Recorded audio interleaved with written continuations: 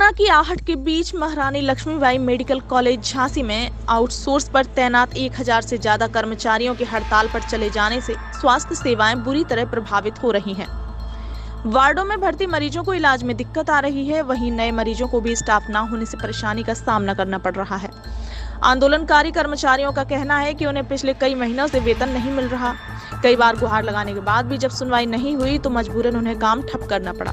वहीं medical college के CMS doctor Sachin Mahaur ने बताया कि बजट स्वीकृत न होने की वजह से समस्याएं आ रही हैं। शासन को अवगत कराकर समस्या का समाधान किया जा रहा है।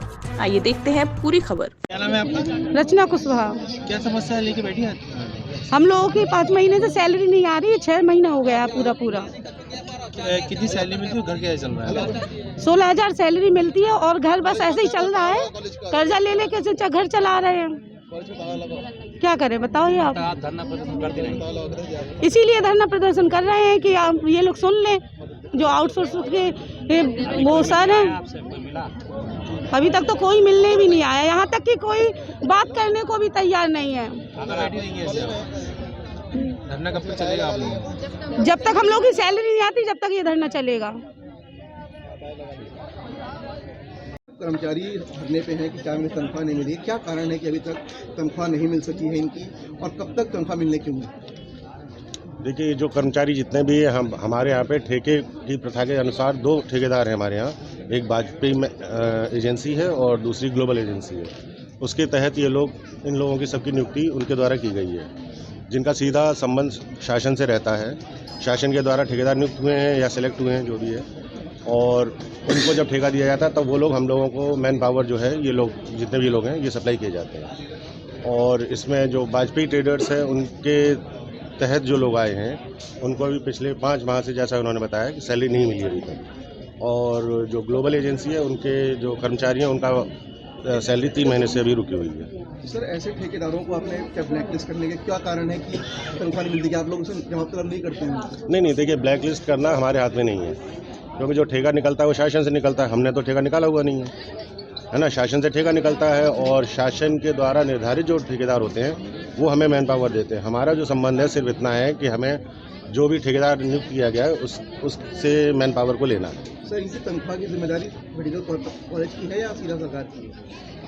इनकी शासन की। आप लोग इससे जिम्मेदार नहीं है। कॉलेज कैसे होगा? सैलरी का समाधान कैसे होगा? समाधान के लिए ज़्यादा उचित रहेगा कि जो इनके ठेकेदार हैं उनसे बात की जाए, क्योंकि मेरी जो बात हुई है ठेकेदारों से, और मैं पिछले 2-3 दिन से लगातार कर भी रहा था।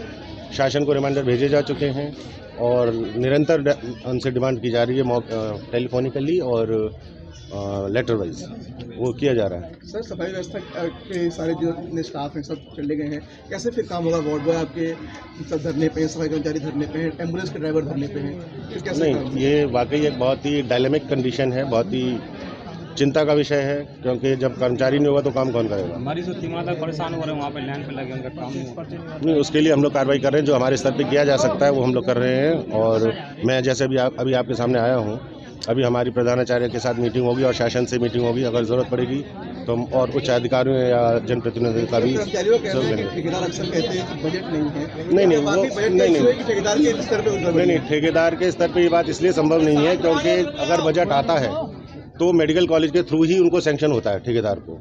और अगर बजट आता है तो जब सारे कर्मचारी हमारे ही हैं, अपने ही हैं, इनमें से कई लोग ऑफिस में भी हैं, तो अगर बजट आता है तो तुरंत पता चलता है। ऐसा ये संभव नहीं है कि बजट आ जाए और कर्मचारियों को ना मिले। ये संभव नहीं। बजट नहीं दे पा रही है ऐसे लोगों के लिए। अभी तक बजट सैंक्शन नहीं हो पाया। बजट नहीं दे पा रही है तो एक अलग चीज़ हो जाएगी, लेकिन अभी तक बजट सैंक्शन नहीं हुआ है।